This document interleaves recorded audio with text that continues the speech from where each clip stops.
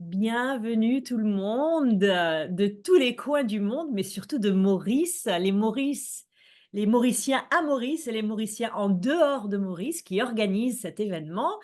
Bienvenue aux Amis du mercredi. On est le mercredi 5 juin, c'est notre deuxième session sur l'enfance du Bab et je vais passer la main aux autres.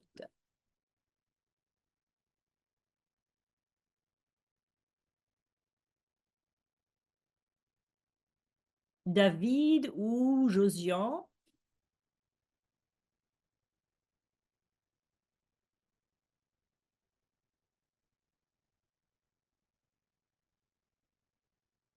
Bon, chers amis, alors bonsoir et bienvenue à notre deuxième session sur la vie épique du Bab qui est racontée par Zayd. D'accord? Alors, immédiatement, on va commencer par une prière, un écrit du Bab qui sera lu par Jocelyne.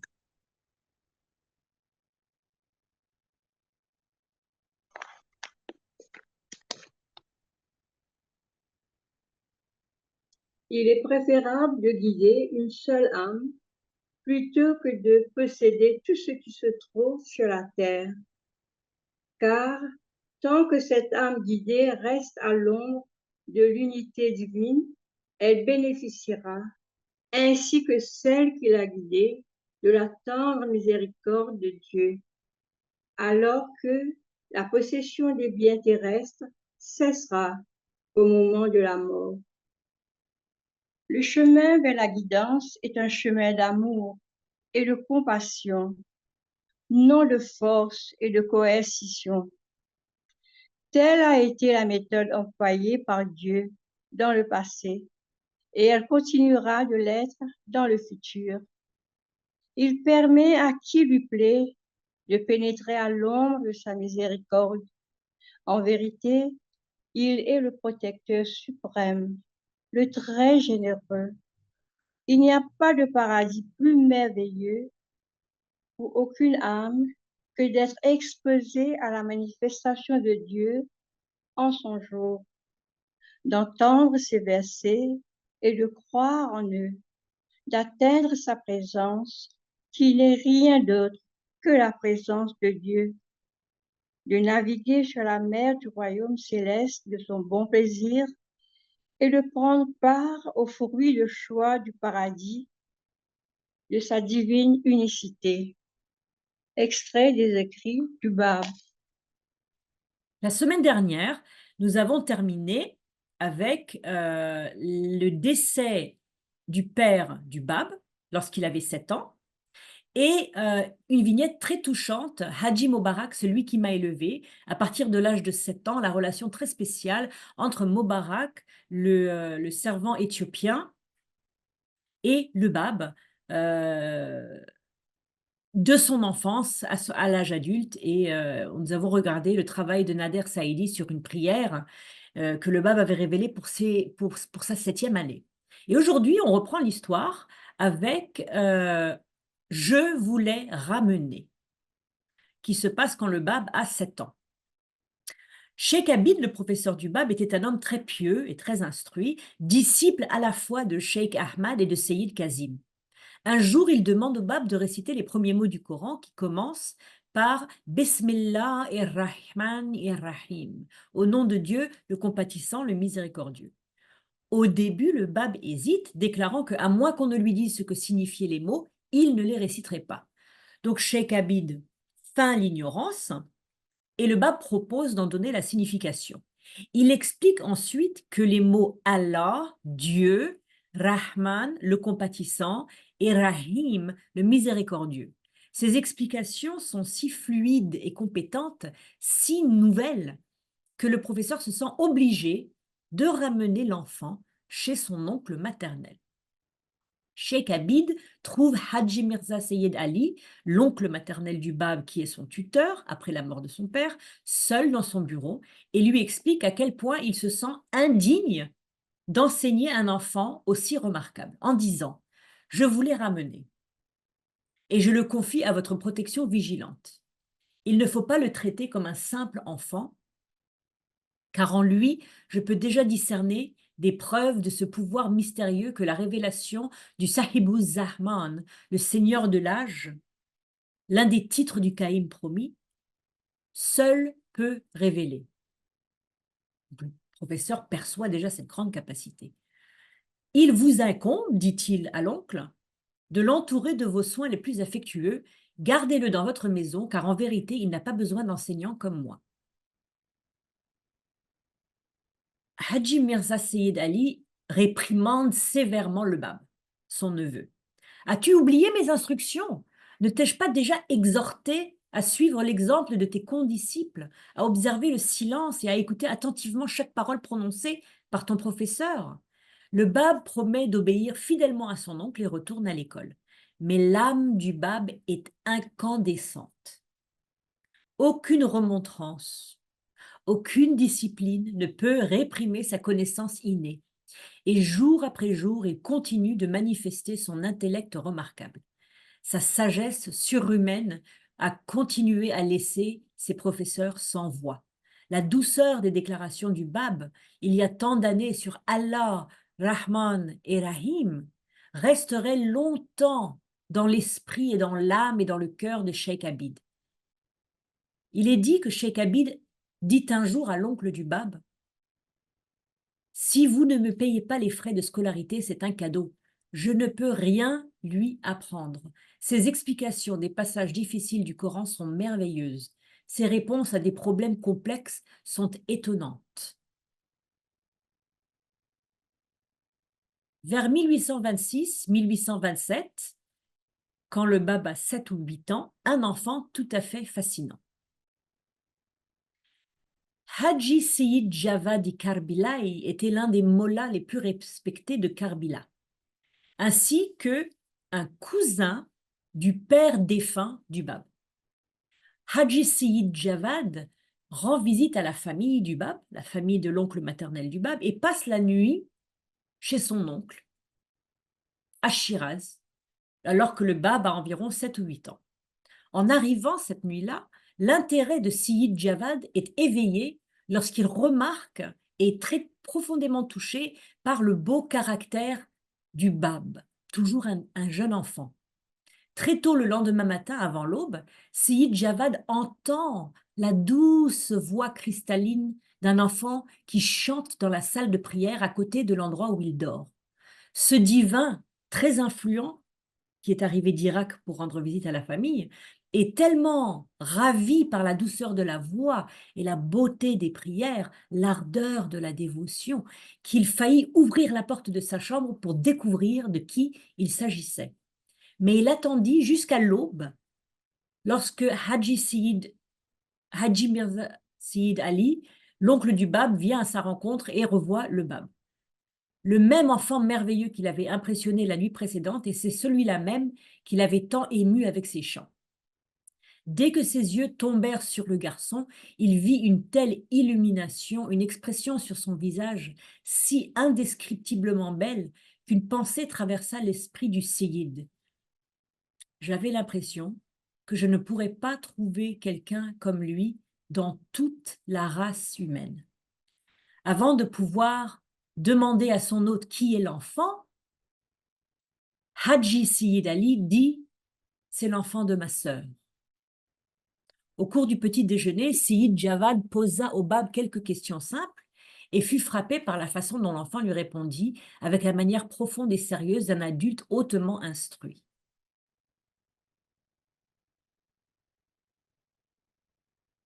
Après un certain temps, le Bab annonça qu'il partait pour l'école et Seyid Javad fut tellement attiré par le Bab qu'il le suivit jusqu'à son école chez Cheikh Abid.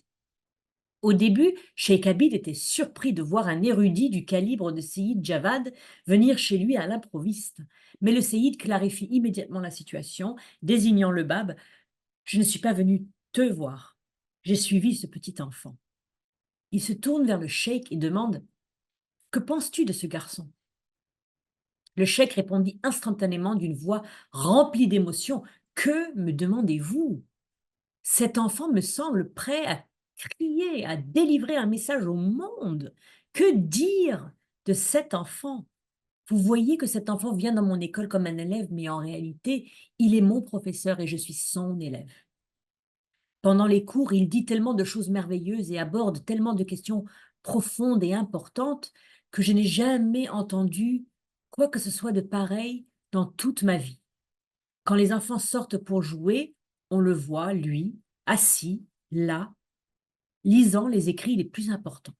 Si les enfants viennent et insistent pour qu'il aille jouer avec eux, il les engage d'une manière qu'ils ne comprennent pas, puis il s'éclipse et retourne à son travail. Seyyid Javad retourna chez Haji Mirza Seyyid Ali. Son admiration et son émerveillement envers l'extraordinaire neveu avaient considérablement augmenté après avoir été témoin de l'admiration de Sheikh Abid pour son jeune étudiant.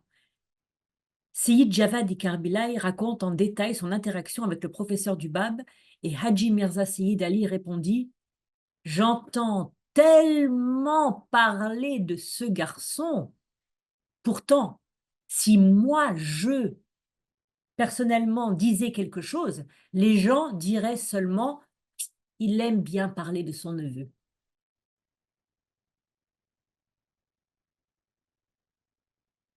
Après 1826-1827, exercice de calligraphie.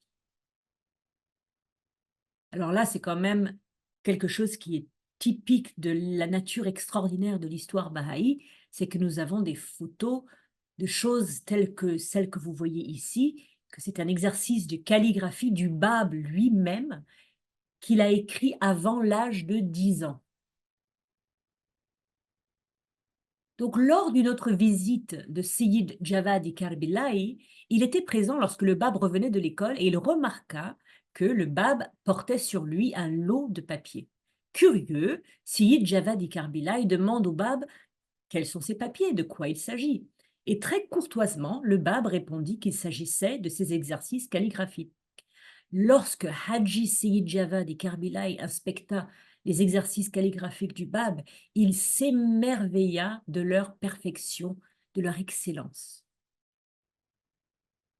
1826-1829, les forces spirituelles dans l'enfance du Bab. Nous sommes en train de raconter une chronologie sur une manifestation de Dieu, et donc dans la tendre enfance, nous devons parler de ces forces spirituelles qui tournent autour de lui. Manifestation d'omniscience dans l'enfance du Bab.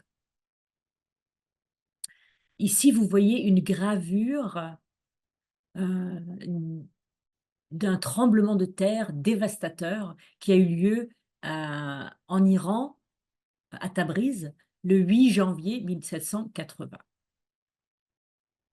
Ça n'a rien à voir avec l'histoire du Bab, juste que quand le Bab était petit, il parlait de tremblement de terre. Donc j'ai trouvé une image de tremblement de terre. Ce n'est pas une stricte illustration.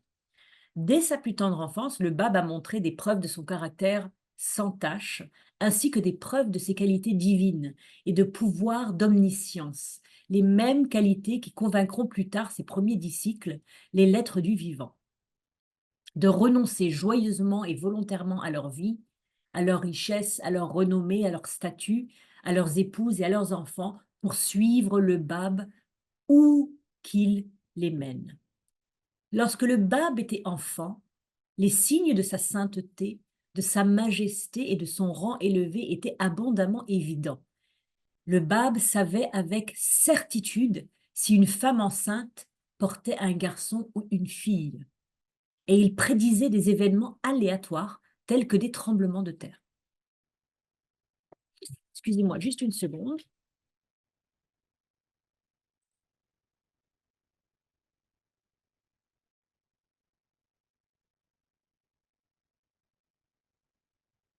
Okay. Les facultés mentales étonnantes. Voici le tombeau de Hafez à Shiraz. Pendant toute sa scolarité, les facultés mentales et la profondeur des connaissances du Bab ont gardé Sheikh Abid émerveillé.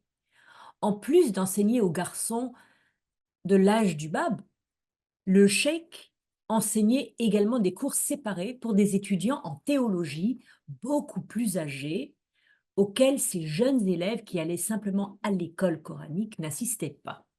Un jour, un étudiant du séminaire posa une question particulièrement difficile qui resta sans réponse après une longue discussion. Cheikh Abid a dit aux étudiants qu'il consulterait des ouvrages faisant autorité ce soir-là et qu'il reviendrait avec la réponse le lendemain matin. À ce moment-là, le Bab qui écoutait a pris la parole et a résolu la question avec un raisonnement solide. Le professeur et les étudiants étaient étonnés car ils n'avaient jamais discuté ce sujet à portée de voix du Bab. Cheikh Abid lui demanda où il avait obtenu cette connaissance et le Bab cita un couplet de Hafez avec un sourire. Si la grâce du Saint-Esprit daignait une fois de plus nous aider, d'autres feraient aussi ce que Christ pouvait accomplir. Cette réponse du Bab indique clairement que, comme Baha'u'llah dans son enfance, le Bab a ressenti les élans de la prophétie dans sa plus tendre enfance. Il y avait clairement une autre facette des facultés mentales et spirituelles du Bab. La famille du Bab remarqua que le Bab était parfois triste ou heureux, car il était plongé dans le ravissement et profondément connecté à un monde spirituel invisible. Donc il voyait passer des expressions sur son visage qu'il ne pouvait pas nécessairement comprendre, parce que le Bab était connecté à un autre monde qu'eux. Bien sûr, tout cela mène à l'histoire suivante. Un devin est appelé. Là, vous avez une photo de mon photographe, un de mes photographes préférés, c'est un russe perse, un russe qui a été élevé en Perse dès sa plus tendre enfance, qui parlait le persan parfaitement, qui s'appelait Antoine Sevrougine. Il a pris des centaines, peut-être des milliers de photos de l'Iran à la fin du 19e, au début du 20e siècle. Et voici une photo donc d'un devin, une photographie d'un derviche de la fin du 19e siècle, le genre de personne que la famille du Bab va appeler. Il y avait tellement de miracles inexplicables, de choses extraordinaires à propos du Bab lorsqu'il était enfant, que son plus jeune oncle maternel, donc le Bab en avait 3, le plus jeune s'appelait Haji Mirza Hassan Ali, avait suggéré que l'enfant pourrait être sous le charme de djinns, des petits esprits maléfiques, ou des fées, et que la famille devrait demander l'aide d'un spécialiste compétent. Donc, ils ont fait appel à un praticien pour demander des amulettes et des prières de protection pour le Bab. Un astrologue qui s'appelait Ara Mohammad Hassan fut amené à la maison et informé des détails concernant le Bab. Après avoir fait quelques calculs, l'astrologue prononça « Il est protégé de la malveillance des djinns et des fées, et il n'a subi aucun mal de la part des esprits. » L'astrologue demanda alors la date de naissance du Bab, et après avoir obtenu l'information, il écrivit des sorts de protection, des prières de protection, et les a remis à la famille après avoir récité quelques vers un peu mystérieux, puis ensuite il est parti.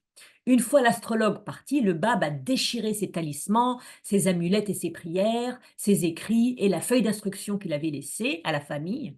Il les a jetés par terre et il a dit, selon les mots du mystique, « Vous faites une grande démonstration d'aide, mais moi, c'est moi qui suis cette aide. En quelque sorte, vous avez essayé de me protéger, mais c'est moi qui donne la protection. » Encore une expérience prophétique dans son enfance. 1828, le Bab a 9 ans, la prière du soir. Ici, c'est comme une interprétation un peu symbolique de la prière nocturne du Bab. C'est les parois rocheuses escarpées dans les montagnes de Shiraz, une gravure du 19e siècle, colorisée. Dans les montagnes, à 12 km au sud de Shiraz, se trouve le sanctuaire Sabz Pushan. C'est un voyage difficile jusqu'au sanctuaire, épuisant même le voyageur fort et en bonne santé. Lorsque le Bab avait environ 9 ans, ses oncles l'emmenèrent à Sabz Pushan avec leur groupe et tout le monde était complètement épuisé à leur arrivée. Ils ont effectué leurs ablutions, accompli leurs prières obligatoires de l'après-midi et du soir, rendu hommage au sanctuaire, ils ont dîné et ils se sont couchés. Peu de temps après s'être couchés à minuit, l'oncle du Bab, Haji Mirza Seyed Ali, se réveille et remarque que le bab n'est pas au lit. Inquiet que son neveu soit tombé de la montagne, l'oncle du bab le cherche partout, jusqu'à ce qu'il entende finalement une voix chantant des prières, glorifiant et louant Dieu, s'élevant de plus bas que là où il était sur la montagne. Alors qu'il suivait la mélodie, il trouva le bab seul et dans un endroit isolé et privé, dans un ravissement total, exprimant des prières et des supplications à son Seigneur bien-aimé sur le flanc d'une montagne déserte au milieu de la nuit. Cet événement restera gravé dans la mémoire de Haji Mirza Seyed Ali pendant des décennies. Lorsque le Bab fit sa déclaration, donc 15 ans plus tard, Haji Mirza Seyed Ali crut en lui avec une certitude absolue et immédiate. Il serait le premier Babi à Shiraz après les 18 lettres du vivant et le seul membre de la famille du Bab, en dehors de l'épouse du Bab, Khadija Bagoum, à épouser ouvertement la foi du vivant du Bab. Et ce sont des expériences comme celle de cette prière nocturne, plus tout ce qu'il a eu à témoigner pendant l'enfance de son neveu incroyable, qui ont fait qu'il s'est déclaré immédiatement quand le Bab a fait sa déclaration. 1829, je souhaite être comme mon grand-père. Donc ça, c'était une peinture de la fin du XVIIe siècle qui montrait l'ascension au ciel du prophète Mohammed, le mirage. Et elle montrait le visage du prophète Mohammed, donc je l'ai obscurci avec une espèce de décoration dorée, par respect pour le prophète. Au-delà des connaissances et des capacités du Bab, le Bab avait impressionné Cheikh Abid par la noblesse de son caractère. Tous ceux qui avaient eu l'opportunité dans son enfance ou sa jeunesse d'avoir des interactions et des échanges avec le Bab avaient été tout le temps ravis, mais universellement ravis par non seulement sa beauté physique, sa perfection, mais aussi son charme et son dévouement et, sa nature extrêmement pure et pieuse. Le Bab était toujours digne et serein. Il ne s'intéressait pas aux passe-temps des autres garçons de son âge. Dès son plus jeune âge, le Bab avait été doté d'une nature contemplative et préférait le silence. Il a également montré un intérêt constant pour les questions théologiques dès sa plus basse enfance. Certains matins, le Bab arrivait en retard à l'école mais restait silencieux lorsqu'on lui demandait la raison. Chaque fois que le professeur envoyait ses camarades le chercher à la maison, il le trouvait invariablement plongé dans la prière. Un jeune enfant, entre l'âge de 5 et 10 ans, toujours en prière. Un de ces jours-là, Cheikh Abid interrogea le Bab sur son retard. Et le Bab répondit doucement qu'il avait été dans la maison de son grand-père. Un terme que tous les Seyyids, les descendants directs du prophète Mohammed, utilisent pour désigner leur ancêtre sanctifié. Donc, les Seyyids, les descendants du prophète Mohammed, appellent le prophète Mohammed mon grand-père.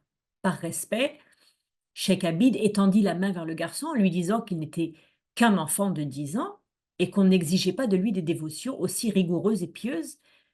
Et le Bab répondit « Je souhaite être comme mon grand-père ». Et comme son grand-père, le Bab, il se trouve, est une manifestation de Dieu. La profonde dévotion et la piété du Bab furent une constante tout au long de sa jeunesse et de son enfance. Il était de coutume le vendredi, quand il faisait beau, que les garçons invitent leur professeur à une sortie dans un des nombreux jardins qui bordaient Shiraz. Lors de ces sorties, les écoliers trouvaient toujours le Bab retiré dans un endroit ombragé et isolé dans un coin du verger pour prier et méditer. Les visiteurs de la maison du Bab se souviendraient pendant des décennies du son de ces prières chantées par le Bab avec une voix d'une douceur ravissante et mélodieuse, s'élevant de l'alcôve de la salle de prière. 1929-1935, entre l'âge de 10 ans et 16 ans, le saint marchand de Shiraz. 1829-1835, le Bab rejoint l'entreprise familiale. Voici une gravure de Jeanne de Dieu la Foi, de la Perse, la Chaldée et la Susiane, du marché de Vakil, le bazar de Vakil à Shiraz, où le Bab a travaillé. Haji Mirza Seyed Ali a retiré son neveu de l'école de Cheikh Abid quand il avait 10 ans, malgré les protestations de son professeur. Entre l'âge de 10 et 15 ans, le Bab commence à apprendre le métier familial, passant de longues heures dans le bazar de Shiraz, mais ne s'engageant pas encore dans le commerce, proprement dit. De cette époque, nous disposons d'archives de comptes commerciaux rédigés de la main du Bab dans les archives internationales de la foi Baha'i à Haïfa en Israël. Le Bab aidait consciencieusement son oncle dans son travail et passait le reste du temps à méditer sur les livres saints. Il avait un caractère doux et affectueux et l'adolescent était aimé profondément de tous. Les gens qualifiaient le Bab comme céleste. Et voici comment les gens le décrivaient pendant son adolescence. Ce jeune qui marche d'un pas digne et serein, qui est d'un visage si brillant et en même temps si beau, et de plus tellement instruit dans les écritures sacrées. Quand il avait 15 ans, le Bab quitta Shiraz pour Bouchir afin de devenir marchand. Et nous entamons donc la partie 2. La vie du Bab, partie 2, 1835-1842, Bouchir et l'Atabat. Je vais expliquer ce que veut dire Atabat, c'est un pèlerinage chiite très spécial en Irak. La jeunesse du Bab. Cette partie suit la vie du Bab de l'âge de 15-16 ans en 1835 à l'âge de 23 ans en 1842. 1835 à 1840-41, l'immortel jeune homme, le Bab à Bouchir. 1835-1840 à Bouchir. Alors là, vous avez une carte de l'Iran, de la Perse, et elle est souvent qualifiée comme un chat couché. Vous voyez les oreilles du chat, le visage du chat, puis le dos arrondi du petit chat et l'arrière du chat. Et donc, Shiraz, la ville natale du Bab, et Bouchir sont carrément au centre de l'Iran, et Bouchir est sur le golfe Persique. Ah, je vais rester sur cette image pendant que je vous raconte ce qui suit. Donc à Bouchir, une ville à 190 km à l'ouest, au sud-ouest de Shiraz, le Bab est allé travailler dans les bureaux de la famille, les bureaux d'import-export, parce que le Bouchir est un port, n'est-ce pas? Donc les bateaux chargés de marchandises arrivent et la famille est commerçante. Donc ils ont bien sûr des bureaux à Shiraz et à Bouchir. Le Bab part à Bouchir. Donc vous imaginez pour sa mère, il est la prunelle de ses yeux, quelle tragédie ça a été pour elle d'être séparée de son fils pendant 5-6 ans. 6 ans. Donc au début, le Bab était partenaire avec ses oncles maternels et les bureaux familiaux étaient situés dans le caravansérail Minandi à Bouchir. Haji Mirza Seyed Mohammad était l'oncle maternel aîné, c'est-à-dire la maman du Bab avait 3 frères. Donc Haji Mirza Seyed Mohammad, c'était son frère aîné. Et il avait 2 plus jeunes frères, Haji Mirza Seyid Ali, qui était le frère du milieu, qui était donc le tuteur du Bab après la mort de son père, et le plus jeune frère, celui qui avait appelé le devin, qui s'appelait Haji Mirza Hassan Ali. Donc en fait, c'est Haji Mirza Seyid, tous ont ces 3 premiers noms. Mohammad, c'est le frère aîné. Ali, c'est le frère du milieu, et Hassan Ali, c'est le plus jeune. Haji, cela voulait dire qu'ils avaient fait leur pèlerinage, et Sayyid, cela voulait dire qu'ils étaient des descendants directs du prophète Mohammed. Donc, Haji Mirza Sayyid Mohammed, Haji Mirza Sayyid Ali et Haji Mirza Hassan Ali et les membres de leur famille appartiennent à une grande famille commerçante qui... Attendez une seconde, j'ai oublié de faire quelque chose.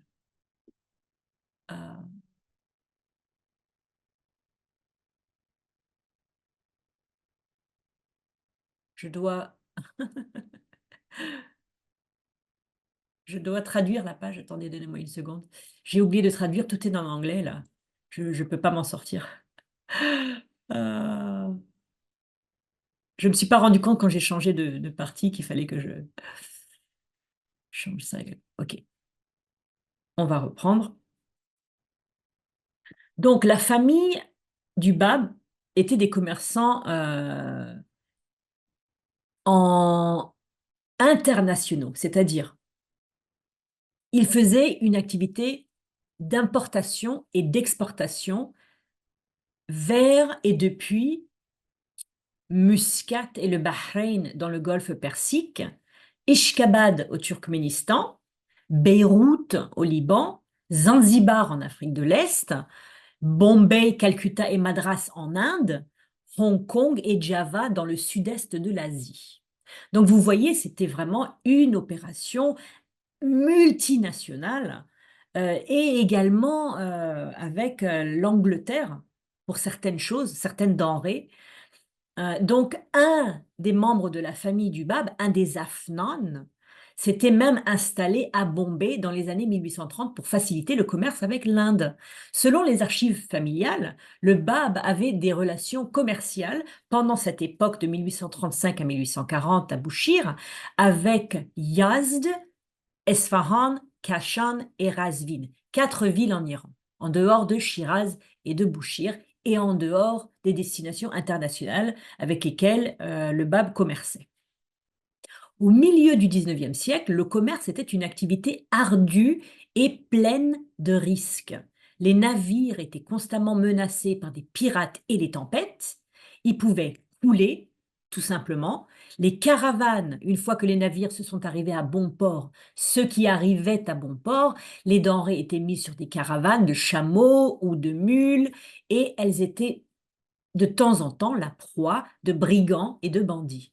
Le Bab a vécu à Bouchir pendant 5 ans, de l'âge de 15 ans à l'âge de 20 ans, travaillant comme marchand. Il formait un partenariat commercial avec son oncle, Haji Mirza Sayyid Ali Mohammed, pendant les 2 premières années, donc de 1835 à 1837. Mais après, de 1837 à 1840, le Bab a travaillé de manière indépendante de ses oncles dans ses propres affaires commerciales, dans ses propres transactions commerciales, pendant la durée du reste de son séjour à Bouchir. Donc le Bab a acquis une grande notoriété dans toute la région pour son attention méticuleuse aux détails, son intégrité absolue, son équité sans compromis et dans toutes ses transactions, également sa piété, sa dévotion et sa vertu. Pendant cette période, le Bab s'occupait également d'écrire et de composer des écrits, et les preuves de sa sainteté, ainsi que les merveilleux vers qui sortaient de sa plume, attiraient l'envie et la jalousie déjà des érudits de Bouchir. L'entreprise familiale Afnan d'importation et d'exportation. Alors, c'est une photo d'ouvriers cueillant des feuilles de thé dans une plantation en Inde. Ça, c'est une des denrées importées par la famille Afnan. Cette photo date du début du XXe siècle, donc quelques décennies après que le Bab n'ait fait ses affaires à Bouchir. Nous savons, grâce au registre des entreprises familiales, que le Bab et la famille Afnan importaient les choses suivantes: du sucre, du thé, du café, des céréales, des graines, des épices, de l'indigo. C'est une plante qui teint les tissus en indigo, donc en violet, un peu comme ce violet ici, là. Vous voyez ça? C'est l'indigo, c'est une plante qui est utilisée en teinturerie, ainsi que d'autres colorants naturels végétaux, des gommes naturelles, ainsi que diverses sortes de calicots, de nappes, laine et de coton anglais, donc de l'Angleterre, la soie, des tapis, de l'étain et d'autres métaux semi-ouvrés et parfois du bétail en provenance de l'Inde. Leurs exportations vers l'Inde, en provenance de l'Iran, étaient différentes. Donc, les Afnan, la famille du Bab et le Bab lui-même, exportaient vers l'Inde des tapis, des pétales de rose séchés, de l'eau de rose, des produits alimentaires, des fruits secs tels que des amandes décortiquées, des raisins secs et parfois des pièces d'or. Il est très intéressant de noter que la pureté du Bab était telle, même dans sa jeunesse, qu'il faisait abstention de faire le commerce sur certains biens malodorants. Donc, comme l'asafoetida, c'est une poudre de fenouil, de gomme, une gomme de fenouil indienne qui donne un bon goût à la nourriture, mais qui sent extrêmement mauvais. Ça a une odeur un peu d'ail pourri. Donc ça, par exemple, le Bab ne faisait pas le commerce de l'asafoetida et de la peau de mouton, qui était aussi malodorante. Et nous n'avons aucune référence que ce soit dans aucun des registres commerciaux de la famille que le Bab ait jamais acheté ou vendu trois choses: des armes, de l'opium ou de l'alcool. Une intégrité sans compromis. Vous avez ici des vieux navires persans dans le port de Bouchir qui vient d'un un essai illustré de Giulio Savi. Vous pouvez télécharger l'extrait illustré avec plein de différentes aquarelles avec le lien qui est sur la chronologie.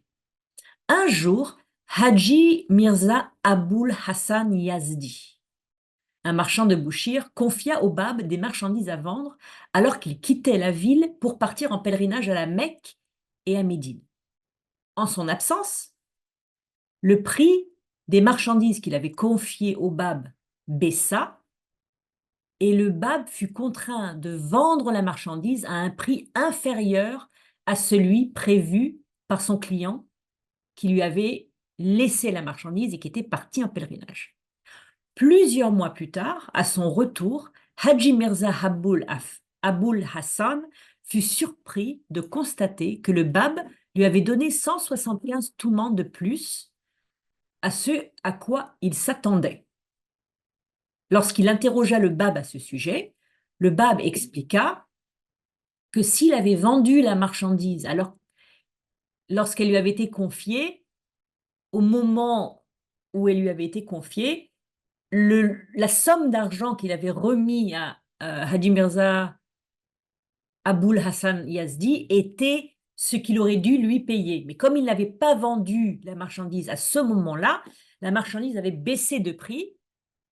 Et donc, il explique la situation.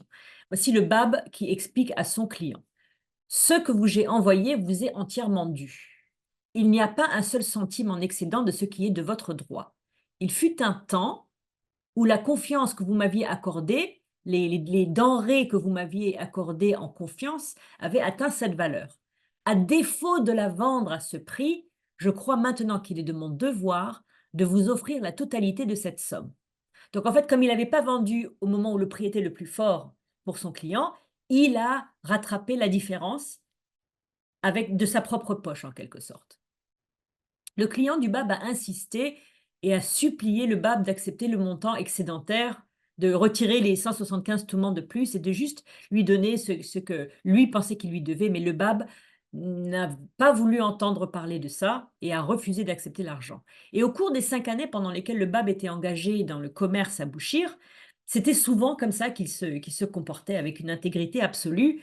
et vraiment une honnêteté, une intégrité sans compromis, sans tâche. Il a traité avec chacun de ses clients de manière que les gens dans les rassemblements de Bouchir louaient constamment ses splendides qualités spirituelles. Et les comptes commerciaux du Bab entre 1835 et 1840 montrent que le commerce de sa famille faisait principalement avec les régions du sud et du centre de la Perse. Et il a des notes de la main du Bab qui concernent des transactions avec des marchands locaux de Esfahan, Kashan et Téhéran à propos d'importation de tissus, de thé, de sucre et d'épices en échange d'exportations agricoles et alimentaires. Et ces récits montrent que le Bab était très doué en ce qui concerne la comptabilité et en tenue des livrets comptables et qui connaissait très très bien le réseau marchand du sud de la Perse et Bouchir en particulier. Communion, transport, transport d'extase plutôt. Voici une autre vue de Bouchir, de Jeanne, Dieu la foi, la Perse, la Chaldée et la Susiane. La saison la plus chaude de l'année à Bouchir dure environ 4 mois, de mai à octobre, avec des températures quotidiennes moyennes élevées en août autour de 37 degrés Celsius.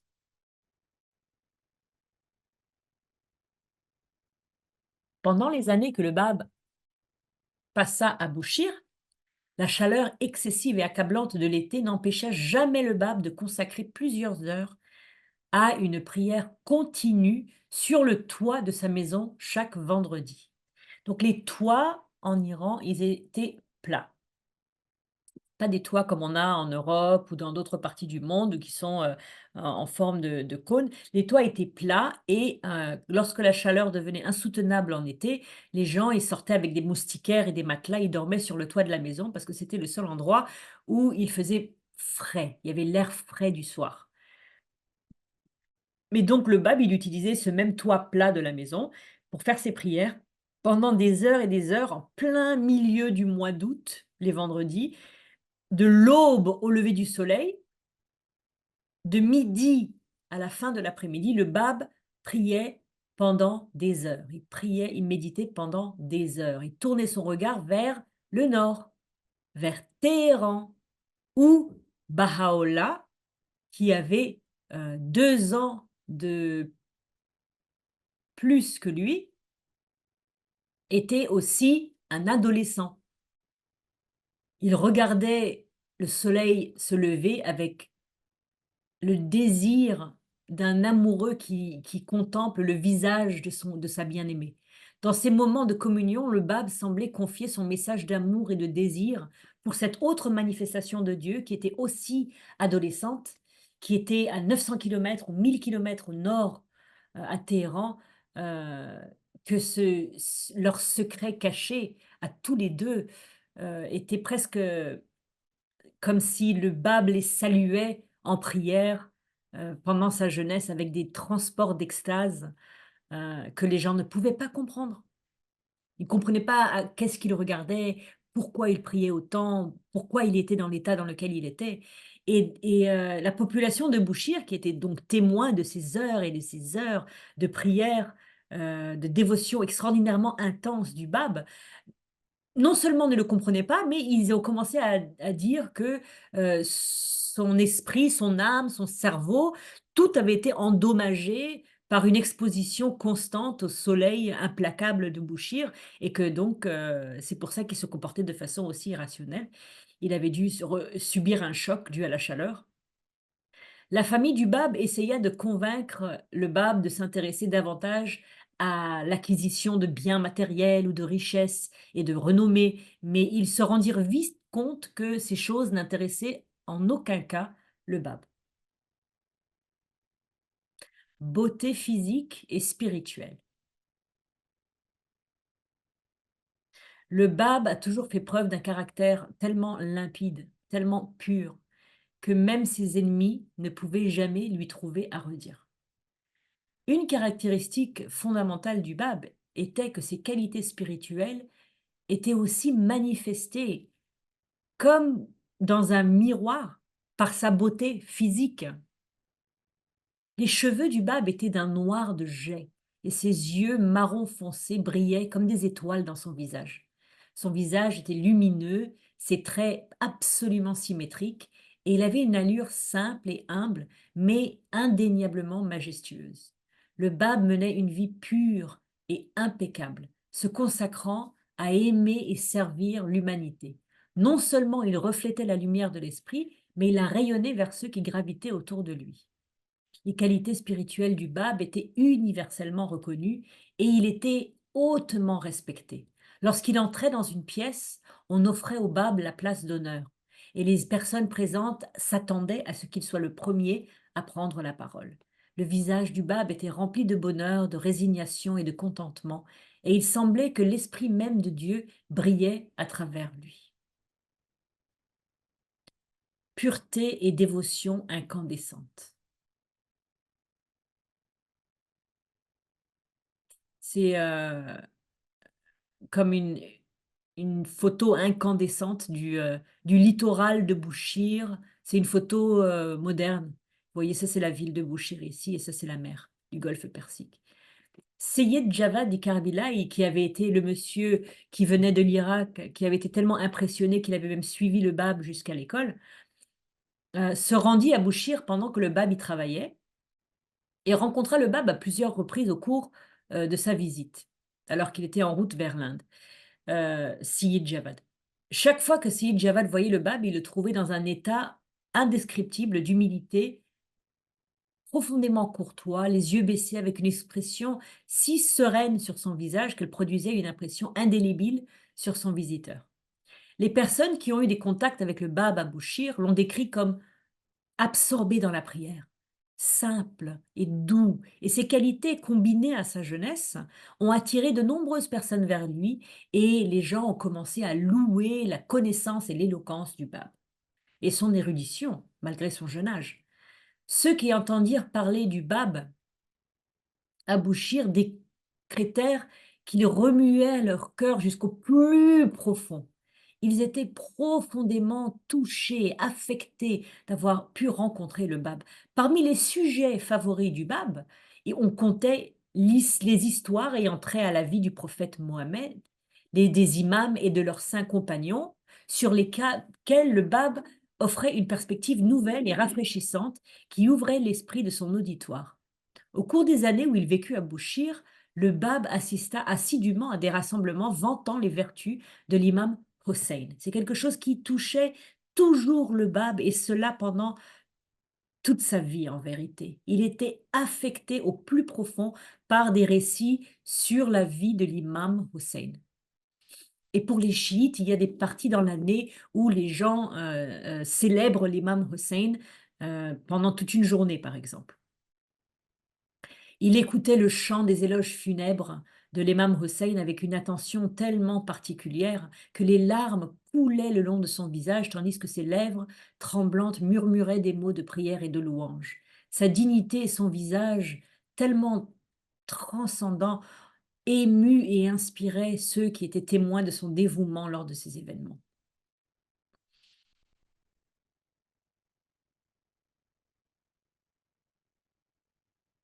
Alors, le Bab a complètement démoli les fondements des pratiques corrompues du peuple.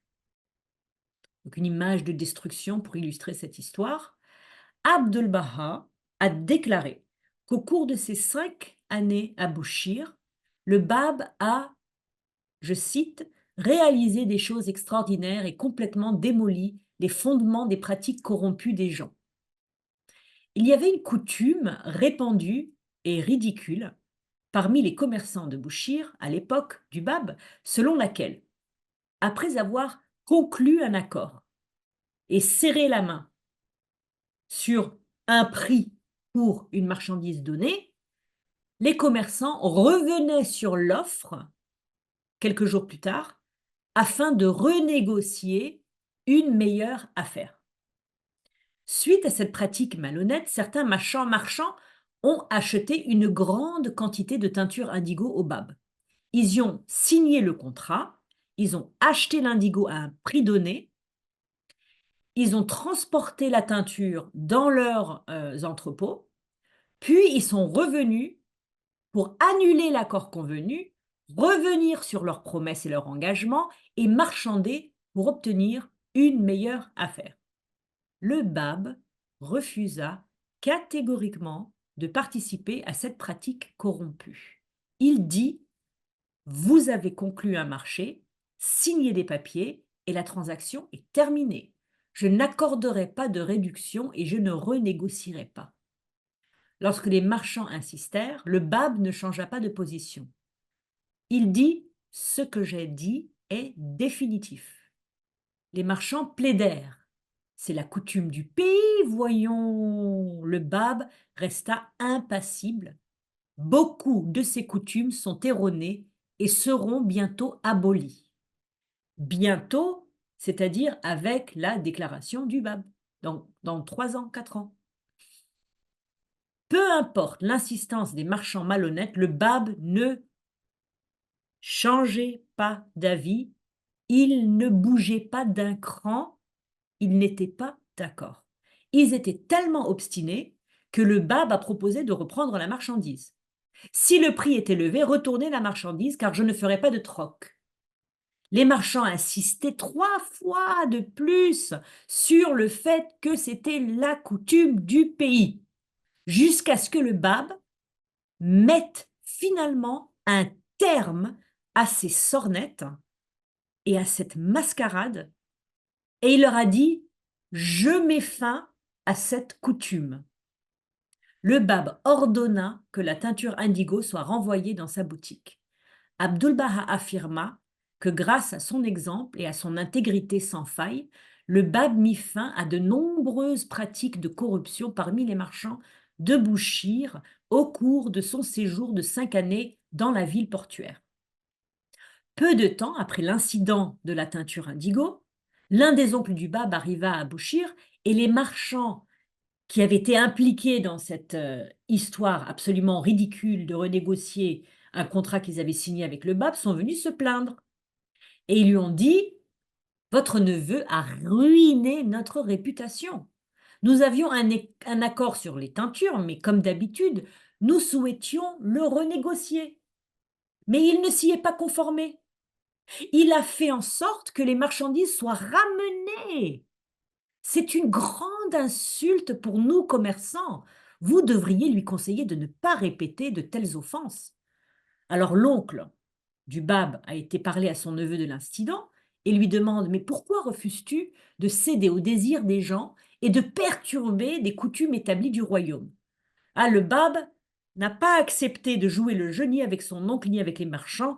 Il a dit à son oncle « Même maintenant, s'il souhaitait renégocier une fois la transaction terminée, je refuserai à nouveau. » Abdul-Baha, après avoir raconté cette histoire à Haji Mirza Habibullah Afnan, un descendant de la famille du Bab, n'arrêtait pas de sourire en pensant au Bab à Bouchir et il a répété plusieurs fois, avant sa déclaration, le Bab a annoncé qu'il modifierait de nombreuses méthodes acceptées.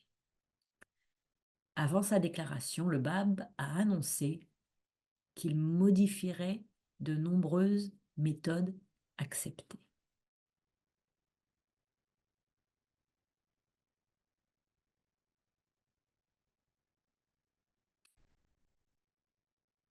Alors, la dernière histoire pour ce soir sera Île et Céleste.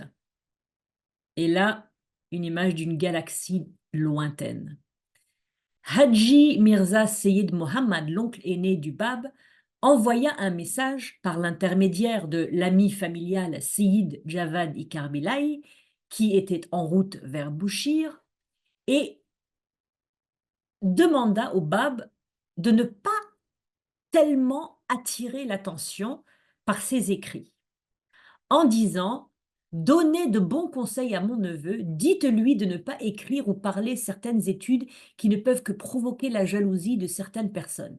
Ces personnes ne supportent pas de voir un jeune commerçant peu scolarisé parce que, bien que le Bab était tellement éduqué, il n'avait pas été scolarisé comme Baha'u'llah. C'est-à-dire qu'il avait été à l'école 5 ans seulement. Ça, on ne peut pas considérer ça comme avoir été scolarisé dans une grande école, c'est-à-dire qu'avoir fait 15 ans d'études jusqu'à l'âge de 18 ans, ensuite avoir fait un master, avoir fait un doctorat. Il n'avait pas ce genre de diplôme. Il n'avait même pas de diplôme, du tout. Il avait fait juste 4-5 ans à l'école primaire. Donc l'oncle dit, les gens, ils ne supportent pas de voir un jeune commerçant peu scolarisé, parce qu'il n'a eu que 5 années d'école, faire preuve d'une telle érudition scientifique. Elles deviennent envieuses et rancunières. Donc l'oncle du Bab insiste, insiste, insiste, insiste. Mais Sayyid Javad Karbelaï est très sage et lui, il va devenir un des premiers disciples du Bab.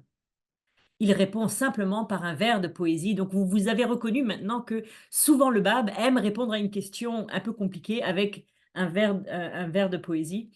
Et pareil, Sayyid Javad, il dit « L'éclat du beau visage ne peut être voilé, enfermez-le dans et hors de l'œillet pour montrer son visage. » Donc, laissez le Bab. Laissez le Bab, il est tellement magnifique comme il est.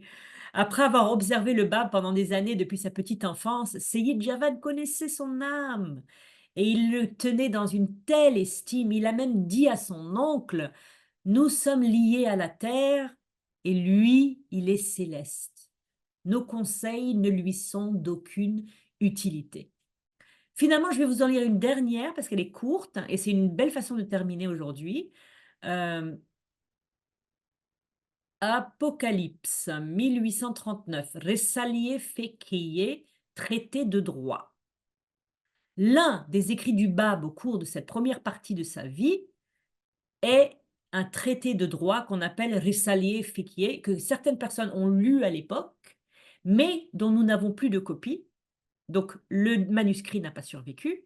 Selon l'éminent orientaliste A.L.M. Nicolas, qui lui a pu le lire à l'époque, ce traité du Bab démontrait une vraie piété et une connaissance des choses islamiques qui semblait indiquer un brillant avenir dans les rangs de l'orthodoxie chiite. Mercredi prochain, nous allons voir le départ du Bab de Bouchir et son pèlerinage chiite en Irak dans les villes saintes et sa rencontre de Seyyid Kazim. Je vous remercie. Place aux questions maintenant. Vous pouvez enlever la sourdine.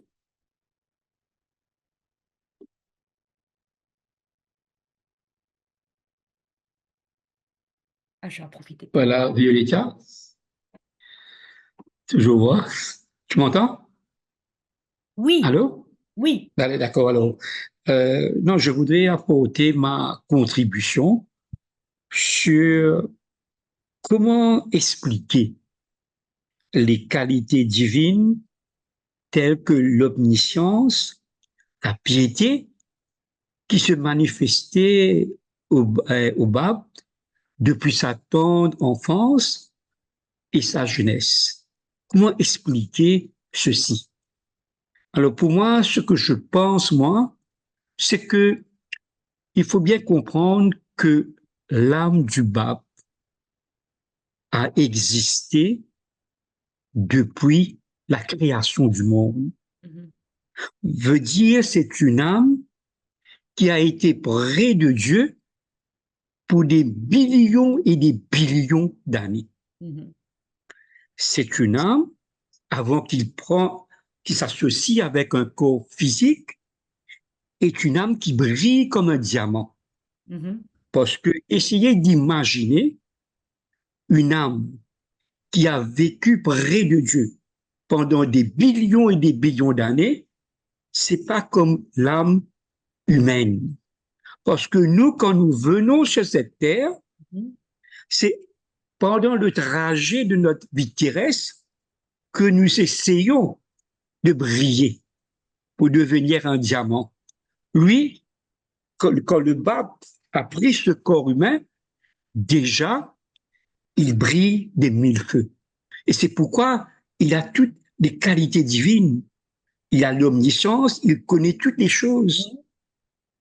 Et c'est pourquoi vous voyez que, par exemple, il préfère se retirer dans le silence. Parce que, pour lui, malgré qu'il est sur cette terre, il est perpétuellement connecté avec l'au-delà. Mhm. Le corps physique est là, mais l'âme vit perpétuellement dans le monde spirituel. Et c'est pourquoi on peut dire que c'est ça qui, quand on parle de la beauté aussi du physique Mhm. du Bab, et on Mhm. sait que l'âme, c'est le temple, le corps, c'est le temple de l'âme. Mhm. Et bien sûr, une âme pure, priante, va se refléter dans son corps. C'est pourquoi où il va, il brille de mille feux. Mhm. Son visage, les gens sont attirés par lui parce que il va manifester ce magnétisme Mhm. qui se dégage de lui. Voilà. Merci. Ouais, c'est un petit peu,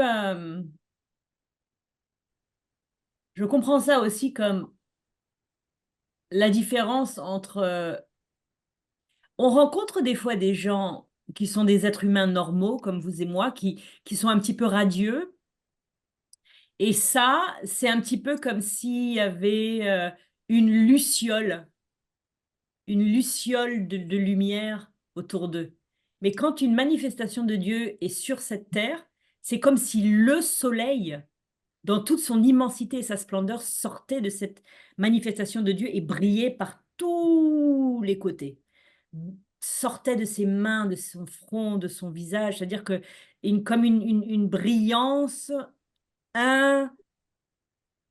impossible à retenir, impossible à arrêter, impossible à comprendre, tellement radieuse qui défie l'entendement en fait.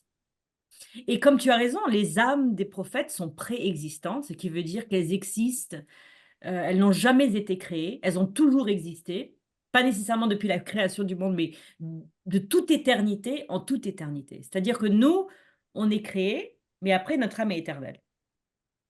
Mais eux, ils n'ont jamais été créés. Donc c'est très mystérieux. C'est de toute éternité en toute éternité. Et c'est ça, c'est vraiment bien de parler de ça quand on est en train parce que c'est ce qui passe dans notre tête quand on écoute quelqu'un raconter la vie d'une manifestation de Dieu. On sent très bien que ce n'est pas une biographie comme d'autres biographies. C'est inexplicable. Mais on dit bien manifestation de Dieu. Ouais. Moi et toi, hein, on manifeste pas Dieu. Ouais. Enfin, Ouais. donc ils sont à un niveau Ouais. supérieur. Ouais. Ils reflètent Ouais. Dieu et depuis leur tendre enfance. Mhm. Donc les gens ne pouvaient pas, les gens autour d'eux, du Bab et de Baha'u'llah, comme le Christ, Mhm. ils voyaient bien qu'il y avait une différence. Mhm. Bon, là, je m'exprime d'une manière très ordinaire et avec quelques mots, c'est tout, quoi.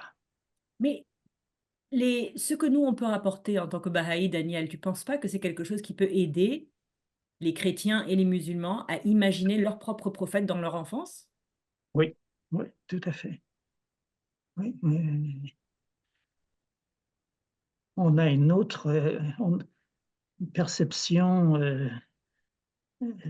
plus élevée parce que nous avons des écrits saints plus récents Mhm. qui nous expliquent.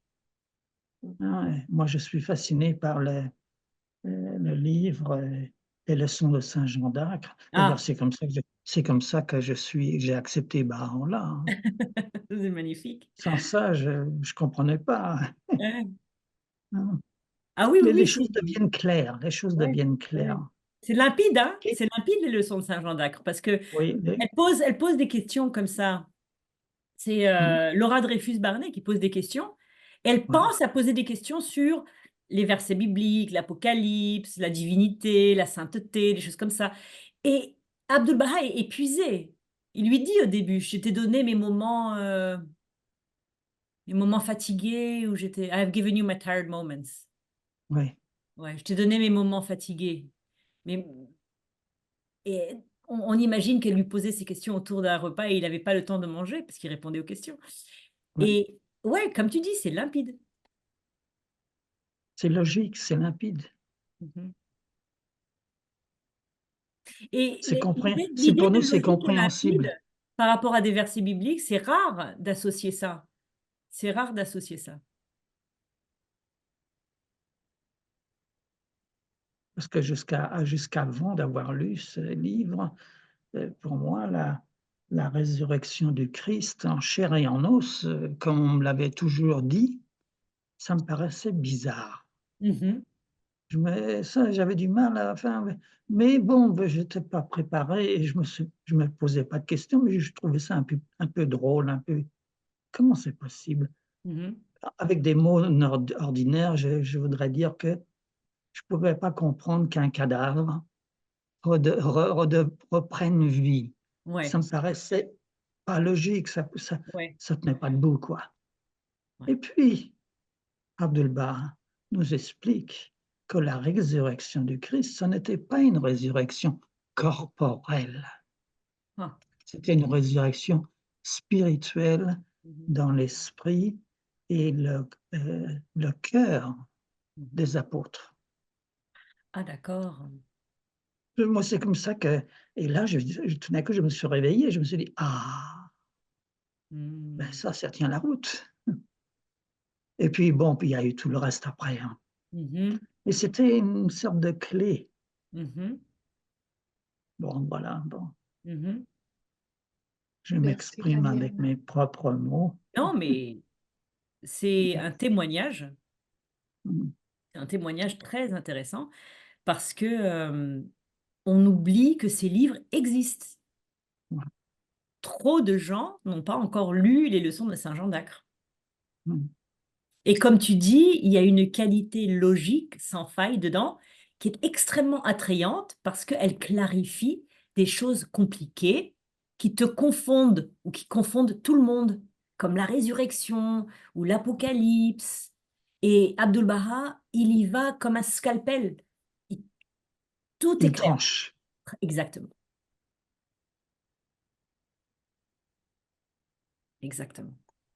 Et pour nous, humains ordinaires, on a besoin d'explications claires. Pourquoi les faire plus compliquées qu'elles ne doivent être? Euh, Alors, euh, attends, je regarde vite fait.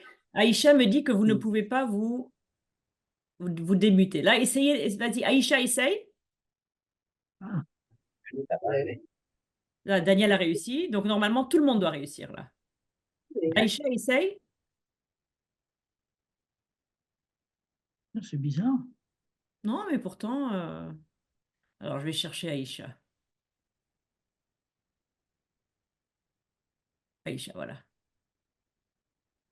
Ah, ça marche pas. Si on t'entend maintenant, Aïcha. Non, ça c'est moi, c'est Dana. Ah, pardon. Aïcha, Alors, ah, certaines c'est grave, personnes. Oui, Ah, ça fonctionne et pas d'autres. c'est bizarre.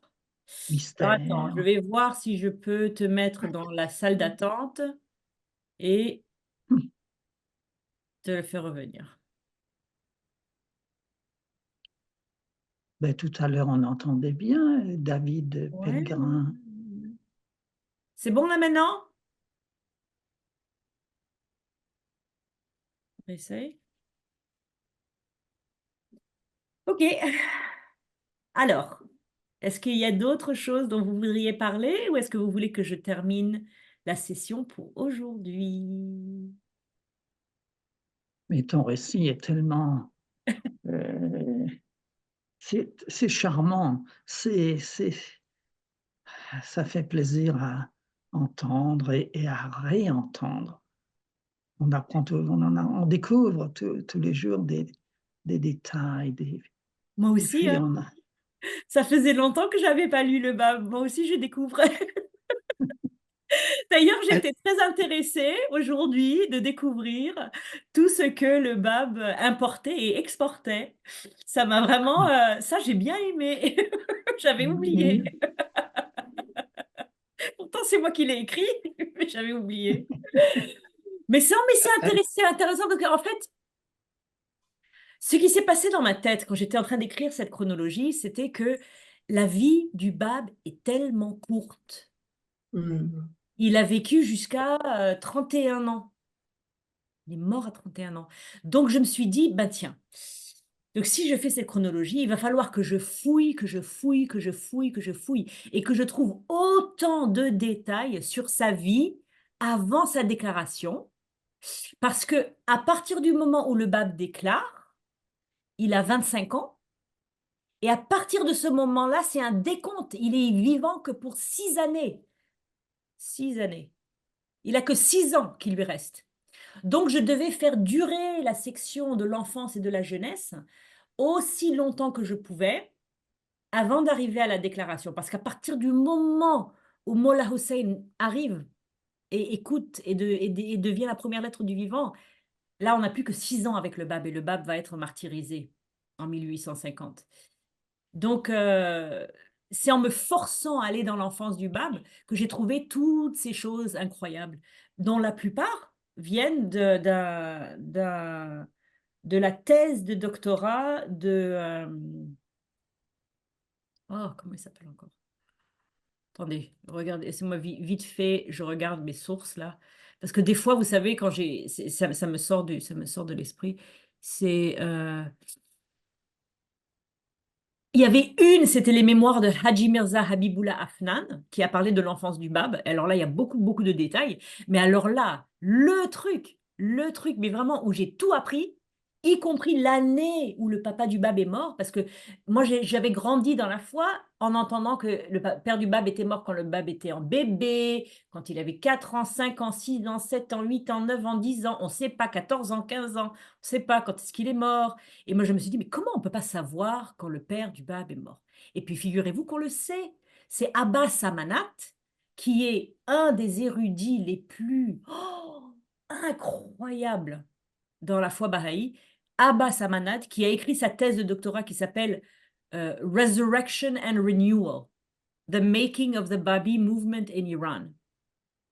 Donc, ça, je vais le traduire parce que je ne sais pas comment le traduire en français. Resurrection and Renewal. Donc, c'est Abbas Amanat, c'est son nom, mais de toute façon, vous n'allez pas le trouver en français. Hein. C'est la résurrection et le renouveau, la création du mouvement Babi en Iran. Waouh, alors là. Et puis d'ailleurs, sa thèse de doctorat, elle est disponible en ligne. C'est d'ailleurs comme ça que je l'ai eue. Et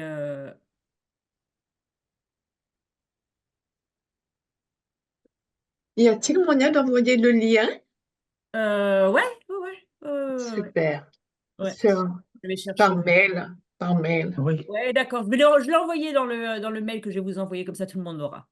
Oui, Mm. merci.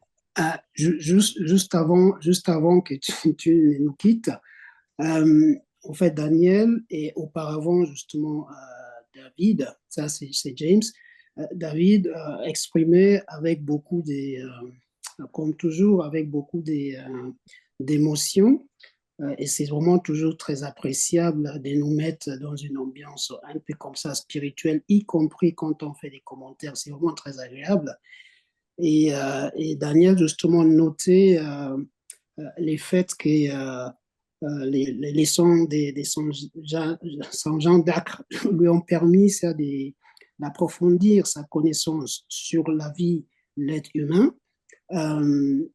Mais ça, c'est conforme aussi à ce qu'on a pu lire dans la Bible, où c'est Paul qui disait, à un moment donné, il entendait, il comprenait les choses comme un enfant, et certainement, après, quand l'Esprit va revenir, il va comprendre les choses des façons différentes. Et Baha'u'llah, dans les Kitab Ardas, explique aussi que tout ce que nous savons ou tout ce que Dieu révèle à l'homme est conforme au niveau de l'homme, et on peut comprendre que du temps d'Adam et au temps d'aujourd'hui, la compréhension des gens ne sont pas effectivement les mêmes.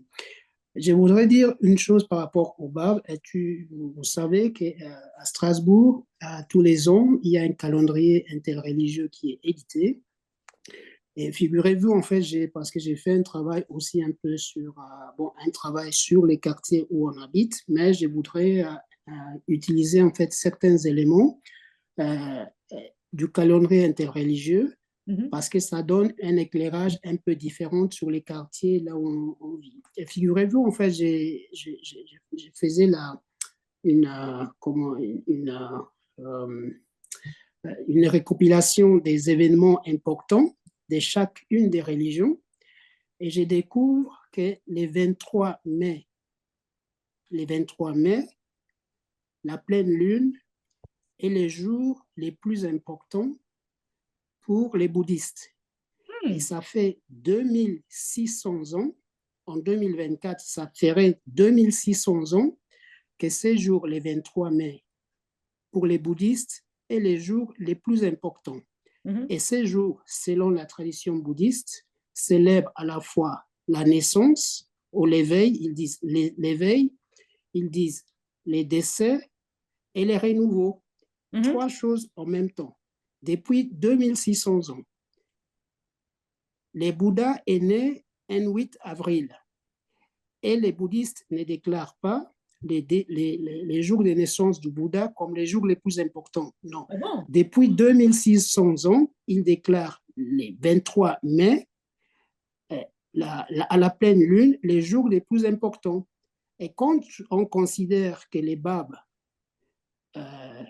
proclament les 23 mai, justement après aussi les couchers du soleil, donc on voit bien une connexion spirituelle entre les Bouddhas et les Babs. Et les Babs, sa déclaration est à la fois clos, c'est la période prophétique qui correspond à l'une des interprétations des bouddhistes, annonce une nouvelle révélation qui est la sienne, mais qui annonce justement aussi une autre grande plus qu'il comme il le disait, qui en fait les trois choses qui correspondent à l'interprétation des bouddhistes par rapport au 23 mai, que eux ils célébraient indépendamment de la foi Baha'i, eh bien on retrouve ça aussi chez les Babis. Donc c'est assez, comme tu as dit, utiliser les mots tout à l'heure, mystérieux.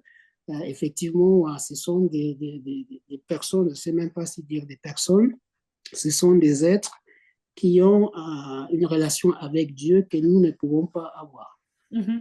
Donc, d'où tous ces mystères qui nous enchantent assez bien. Et merci David à nouveau pour parler de la manière avec laquelle tu parles, qui nous met dans une ambiance spirituelle. C'est vrai, c'est vrai.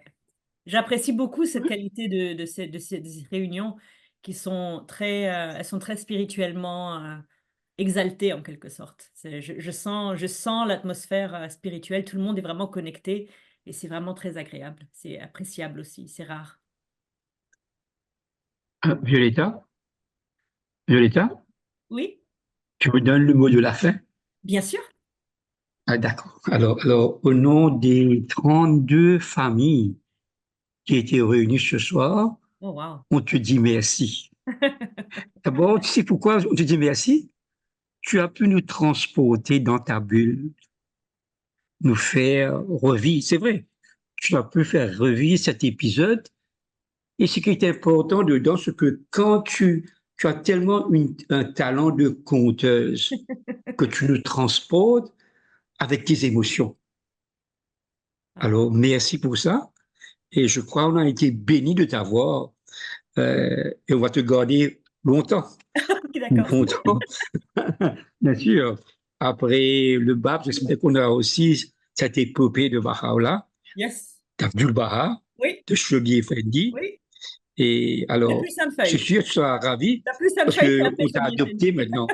On t'a adopté définitivement. Donc, alors merci. C'est le mot de la fin. Et on va se voir, bien sûr, mercredi prochain, même heure. Donc, merci à tout le monde pour votre Merci soutien. Merci à tout le monde. Merci. Je t'embrasse et bonne soirée. Merci, beaucoup. merci. Au revoir. Bye bye. Au revoir, bonne soirée. Au revoir.